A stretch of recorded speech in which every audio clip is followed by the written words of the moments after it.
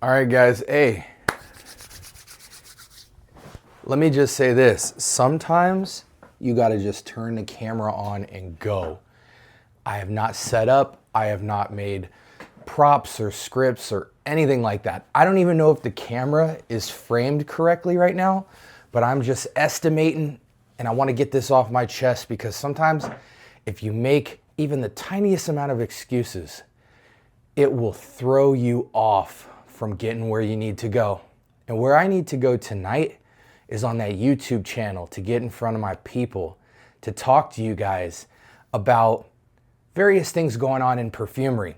For instance, with this new series at the desk here, it's kind of like I'm on my Mr. Rogers, I'm daily news, anything that I'm responding to or trying to assist you with in your week in regards to fragrances, or even just a personal look at what is SB wearing in fragrance. Because you guys see I have a lot of fragrances, but you don't know what I'm actually rocking every day, and it does change from day to day. But I want to give you a nice window into the now, what's going on right now. So we're in winter season, and so I'm going to give you guys 3, whether you call them clones, dupes, inspirations, 3 of those bad boys that I'm rocking in winter that are going crazy. All above A tier and some of them S tier, but these are just fragrances that are phenomenal to wear.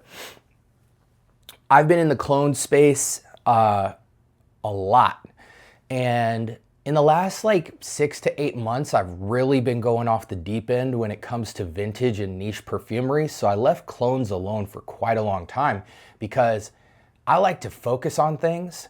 And so it's hard for me to process rockin' clones, designers, inspirations, personal perfumers, all this stuff. It's hard for me to cycle through because I think you have to find what your primary joy is in fragrance.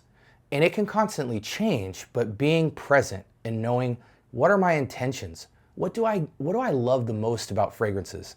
There's a lot of politics in fragrance that have shown me that many of you guys are in the game for different reasons.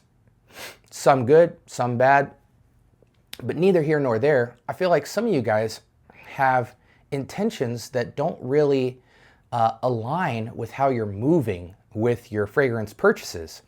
And so I say that to say this. In going through the vintage and the niche and independent niche world recently, it's given me a lot of time away from the clones because, I was going ham on the clones. And it was virtually all I was doing publicly in terms of the camera, even though I was buying designer and niche behind the scenes, because I was responding to that scene. I was really deeply into it, doing all the research and needing that focus. But coming out of it and now seeing the whole spectrum of quality, the whole spectrum of creativity, I've come back and it's been interesting to see what I gravitate towards. Now, I will say that something super helpful has been the fact that the clone game, even in the short time that I've been away, is in a frenzy. The quality is getting better. I'm starting to see a lot of these houses, their representatives throwing festivals and carnivals and giant, events in warehouses and sitting on yachts sipping martinis, because even though they're not Hermes or Gucci, unlike Gucci, Hermes, and Tom Ford, you buy 20, 30, 40 bottles of their fragrances because they're cheaper, right? So you're still getting them to the yacht just in bite-sized pieces. And so that's allowed these houses to step up their game, to learn a little more, to apply themselves a little bit more, and bring some more heat in the clone game. SB long-winded chat over. Okay, here's 3 banger clone fragrances. I've been paying attention to you guys. A lot of you want affordable conversation with fragrances, and I'm here to bring it to you in context with the winter. This is 3 absolute banger clones that I'm rocking right now in winter and getting a ton of joy out of. And that's what it comes down to. I just remembered what I wanted to say earlier. The thing for me is I enjoy the journey. I enjoy the learning. I enjoy the discovery and the educational side of learning about perfumery more than what the collection actually looks like. So I will prioritize discovery and learning over prioritizing cost efficiency or what specifically is sitting on my shelf or being sparing with things. I will do everything to prioritize the joy I have in discovering. And so I oftentimes zoom in and zoom out. And I think in compartments. And so some of the reasons I do things or have certain things on my shelf may not make sense to you guys. But anyways, I say all that to say this. These 3 clones right here, you could bet your bottom dollar on it. These are phenomenal. And this is what I'm wearing in the winter right now. In the cold weather, actually, let me say this last thing. It's my show. I can go crazy. I can vomit on you guys. With clones, you know, it got to the point where there's a couple of boxes that if they're checked, you're happy. Number 1, if it doesn't smell cheap. That's something we can all agree on with clones. Lord God, please don't let this clone smell cheap. I don't want people to know. Number 2, please let it last. Give me some kind of longevity where an hour or 2 into it, I'm not pissed off I spent my money on it. And then hopefully the bottle doesn't look ridiculous.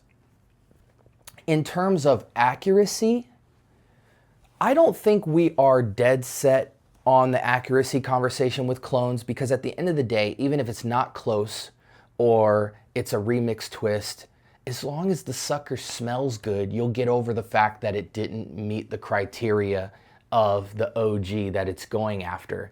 And in fact, we're seeing a lot of brands now come out with their own fragrances because they have the money to do so. And I think in the end, this is just my hypothesis, I think a lot of these clone brands, the clones are the breadwinners, but ultimately they would like to be able to build equity from the standpoint of having their own signature line, because then they can put their name on it with pride.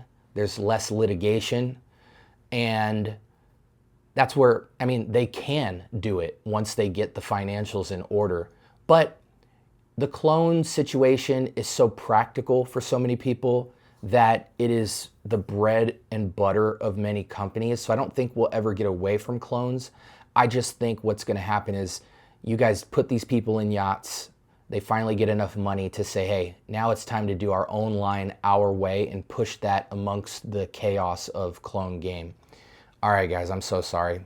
So many tangents of tangents of tangents. I think you guys enjoy this info, right? Like, this is the stuff I discover and you get to learn about it. Let's talk about these bangers and we're going to wrap up. So I'm going to speed through. This is Arusat's Algarb. Algharb. Arusat. I know a lot of you guys haven't really heard of this brand. What you'll find in the clone game is that these Armafs and Latafas, there's a couple of big dogs in the Middle East. And they umbrella and acquire all of these brother and sister brands beneath them that they own, but that get to kind of have their own name, their own branding, and their own line. So Arusat, I forget who they're under, probably Latafa or Armaf, more than likely under the big 3. And but at the end of the day, it's still Latafa, it's still Armaf, it's, you know, it's still Maison Alhambra and stuff like that. Couple companies own them all, you know, they're like subsidiaries or whatever. It's like, you know, the big label owns Young Money, then Young Money owns Nicki Minaj, Drake, you know, that kind of thing. So Arusat, a lot of you guys don't know of this brand and might be intimidated to go to this brand just because of name recognition, right? And not only name recognition, but when you go into Latafa, Armaf, Maison Alhambra, French Avenue, a lot of these brands are already so established and have such a high catalog, you could just get lost in them. So you kind of build trust factor with a brand and then kind of milk them dry and don't really like to surf around, because we know the clone game is so volatile. Not everybody has the same quality and all that. Really, with the clone game, you can trust that the people making the most money and selling the most product will evolve the formulas the fastest and upgrade the quality. This is going after, I believe, Paradise Garden. Really dope looking bottle. I'm not sure how the zoom will work since I'm basically in the dark in this room, but the bottle looks pretty dope, I think. And it's going after Paradise Garden or Green Extravaganza, one of the two, but I'm pretty sure it's Paradise Garden. What do I smell? It's kind of like a, almost like a sweet green blast, but not a green blast like Coach Green or a foresty green. It's playful, colorful, green apple, sweet green with some slightly surreal foresty notes in the background. This is an awesome fragrance. It's sweet, you know, like 6 or 7 out of 10 sweet, I think, because it's a clone. The sweetness doesn't feel as intense as the real thing, but it's like 6 to 7 out of 10 sweet. It's got a lot of color on it, a lot of swag. My young guys out there, 25 and down, you would absolutely love this. And this is kind of, for me, my childhood guilty pleasure type of fragrance, you know. This would be a signature scent for a lot of you guys under 25. If you're in college, if you're in high school, you're trying to get dates, you're trying to go out and be in your bachelor mode. This is a fun fragrance. It's got enough complexity. It's got great longevity. That's another rule of thumb with clones, that typically the fall and winter scents significantly outperform the other fragrances. That's the case pretty much all over, but that's a good little trick to think about, is when it comes to clones, you'll have a much better time navigating clones that accurately clone, as well as the longevity issue being solved, dealing with a fall winter fragrance, because naturally the ingredients have to be stronger to compete with the elements and things like that. But this is fun. For me, it's kind of like a candied apple with like female hairspray that's sweet. So it's playful, it's sweet, it's got some good complexity. I don't know if it's as romantic as much as it is playful, flirty. This is a flirty boy fragrance, you know what I'm saying? So equate this with like your Valentino Uomo Intenses, not from an iris or DNA standpoint, but just that type of super freshness, but that sweet growl of playful intimacy that you find with Valentino Uomo. What else? Any of the Jean Paul Gaultiers, you know, Paradise Garden, even the Green Extravaganza, stuff like that. Again, I think it's cloning Paradise Garden, but you'll have to look that up. It's a great clone and great longevity, cool bottle presentation, doesn't smell fake. It doesn't smell like a niche fragrance, but it easily competes with designers. And so it checks all the boxes of like, job well done. You perform, you look good, you pretty accurately cloned, and it's quality. Next up, this, so I call this A tier. This is A tier clone work right here. Now we have, oh my gosh, this thing is a monster, a beast, a heavy missile of a bottle. This is Riffs, R-I-I-F-F-S. This is a facet of Arabiat Prestige, I believe. Don't quote me on that. Riffs has been hit or miss. They are truthfully, in my experience so far, 50-50. But this is S-tier clone work. This is called Memento Extrait de Parfum. This one was Eau de Parfum. This one's Extrait de Parfum. Going after Arabian's Tonka from Montal. 100% accurate. I know a lot of you guys diss me out there and hate when I say 1-to-1. I really don't care. And I'm gonna tell it to you like this. If it's 96% or better, it's 1 of 1. Like, don't get picky with me. Don't get technical. If anyone smells a fragrance that is within a 5% reach of being 100% accurate, to them, it did its job very well. And considering that most clones out there today sit around the 80 percentile in terms of accuracy, if you're shooting above 90, you get all the respect in the world out of my book. This to me is above 95%, so it's SB approved 1 of 1. Longevity, I don't want to say eternal, but 10 hours plus. Accuracy, I have Arabian's Tonka, I have Instant Crush. They're both virtually the same fragrance to me. I feel like Arabian's Tonka is a slight bit more mature, but not noticeable unless you're a collector, a little bit spicier to me. This is absolutely so fun to wear. If you like Instant Crush, if you like Arabian's Tonka, this is that kind of saffron, slightly spiced, candied goodness. Playful. Again, it's just like this in that it's fresh, super playful luxury. You know, Instant Crush has always felt to me like a young adult's teeny bop fragrance. You know, he's a bachelor, she's a bachelor. It's a unisex fragrance. Same here. You're going out, you're single. You want to grab attention, you want to grab compliments, you want people to notice you, you want to have a presence, you want to have a signature fragrance on, you want to have a fragrance that commands attention, you want a fragrance that's complex enough to where you look like an adult, but playful enough to look like you're worth a good time. You know what I'm saying? That's this. The clone work on this, like I said, 95% plus. The longevity is borderline eternal, and it sings just like Arabian's Tonka. They did a phenomenal job with this. This is Riff's Memento, and it's an extrait de parfum. Not only is the bottle one of the coolest bottles you've ever seen, but guys, this is almost a 5-pound weight. It is so heavy and substantial that sitting on your shelf, it is a statue and a statement. Extremely well done S-tier clone work. And then lastly, the darling, the one that a lot of you guys have been hearing about, Whispers in the Bush. You know, this is a clone of Amouage Outlands, which got all the talk in the world. There's a couple of little Outlands clones floating around in the industry right now, but as much, it really surprised me that people were talking about this fragrance, and I'll tell you, or just Amouage Outlands in general, and I'll tell you why. I'm surprised anyone really cares about Amouage except for old fogies like me.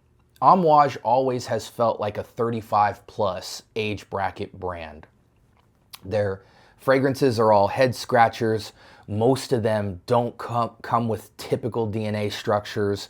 They're all sophisticated, complex, rich, dense, layered works of art.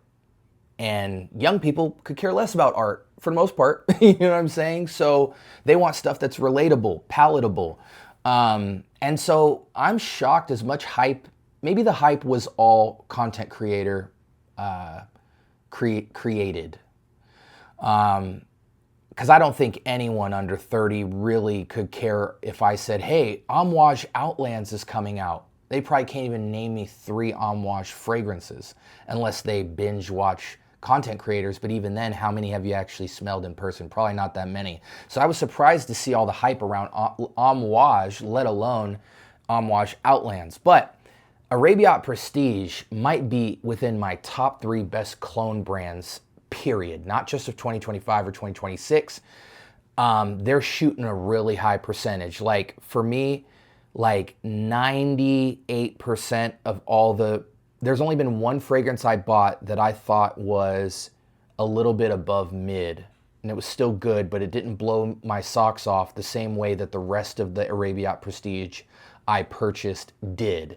And I have now about 10 Arabiat Prestige, but man, the quality, the depth, the finesse, and the longevity of Arabiat has just been substantial. And recently I've got connects with the actual Arabiat Prestige warehouse now to be able to see that their inventory is insane. Their bag isn't as deep as Maison Alhambra or Latafa or Armaf, but it's on its way. Like we're talking several hundred clones. But anyways, this was their take on Amouage Outlands Ramad Oriental, again from Arabiat Prestige. And this is phenomenal. A tier, S tier. I'm on the fence with this. I want to call it S tier, but I'm going to safely call it A plus tier. It's borderline S tier, and the only knockoff on it is the longevity. The longevity is great. It's going to be 6 hours plus, easy, but how I perceive Amouage Outlands OG's actual longevity, this feels like a step down from in longevity. The second point would be that This is essentially an Homage Outlands twist, but not by much. Like in an accuracy rating, I would give it probably, to the Nazis, I would say 85. To the general public, I would say 90% close. But it does go a slightly different direction, and it's hard for me to describe it at this point. This is Oriental, you know, not Asian Oriental. So like, don't think culture and stuff like that. Think like a slightly incensed holiday spice. But it's so fresh, and there's this mysteriously dark and sweet, rich backdrop. But what I love about it is typically with spices, you got to be careful because you can go into holiday vibes really quick or dessert gourmand vibes really quick. This scales the sweetness in such a perfect pocket and adds this orientalness in the tiniest bit of like incense to really be this mysteriously sweet fragrance, almost functioning. Here we go. Check this out. Picture a slightly oriental spiced take of Oud for Greatness. Now, I do want to say this, and we'll wrap up really soon because I'm sure we're approaching 20 minutes here. A lot of you guys think you know what Oud for Greatness smells like, and I have the OG and I have the Body Out Oud, Oud for Glory, which is the best Oud for Greatness clone in my opinion, year to date. That fragrance is 90% accurate, and most people would call it one of one because it does smell exactly like OG Oud for Greatness. The major caveat is that Oud for Greatness, and this caveat is significant because if you chase the clone DNA, you'll chase the wrong fragrance, and what makes the real OG special and always substantially better than the clone is that Oud for Greatness, despite the dense, oudy, dark, mysterious man, it has a crazy amount of freshness. It has this ability to be dark, mysterious, and seductive, but there's this kind of like musky, airy, like breath of air just flowing through it that doesn't make it feel damp and wet and heavy. It wears light and fresh, even though it's a dense fragrance to me. Like in the family of dense, dark fall, winter fragrances, it wears so much lightweight. You know, again, the weight of it is like a 250 or 350 pound person, but that person can skateboard and break dance. They're athletic. You know what I'm saying? Like that's how it moves on skin. And Oud for Glory never had that. It goes dense and it nails the profile, but not the weight. The weight of it wears significantly heavier and denser. And in fall and winter, that can totally work because in the air, it'll totally smell like Oud for Greatness. But in terms of how it feels, in terms of an aura, OG will always annihilate it in a side-by-side comparison.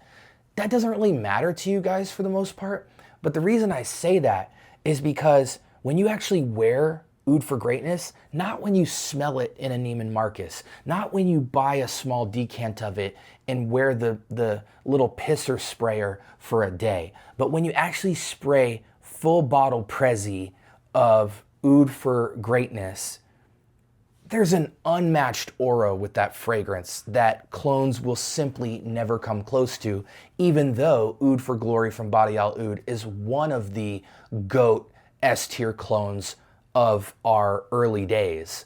The reason I say that is because with Ramad Oriental, it takes a dense, seductive mystery man fragrance, and it's almost just like, in terms of weight and style, Oud for Greatness, OG, Oriental twist. Like picture Oud for Greatness, OG, not Body Out Oud. OG, Oud for Greatness, with a splash of Oriental spice in it. The tiniest stick of incense, the tiniest flash of maybe cardamom or something. I don't know. This isn't a note review. This is a daily update type thing. So it wears just like freaking Oud for Greatness. It's got the dark mystery man feel. It's complex. It's got the richness. It's so rich. It even smells like an Homme Wash fragrance baby version. But it has the presence and aura and breath of freshness that Oud for Greatness has. And so it makes it phenomenal to wear. It doesn't go too oriental. It doesn't go too dark man mysterious. There's crazy waft game of freshness. And it goes 6 hours plus easy. But I wish it went to 8 because I'm a spoiled little brat. You know what? Let's just freaking say it. A++ tier, S tier, A tier, just a basic A tier.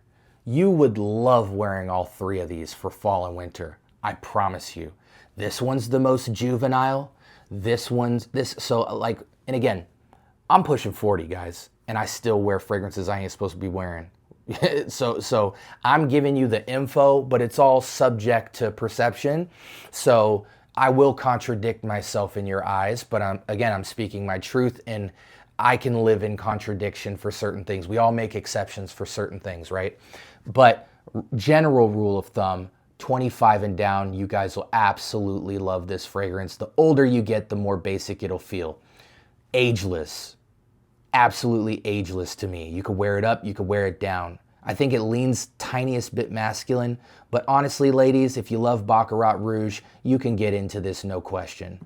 And this is ageless.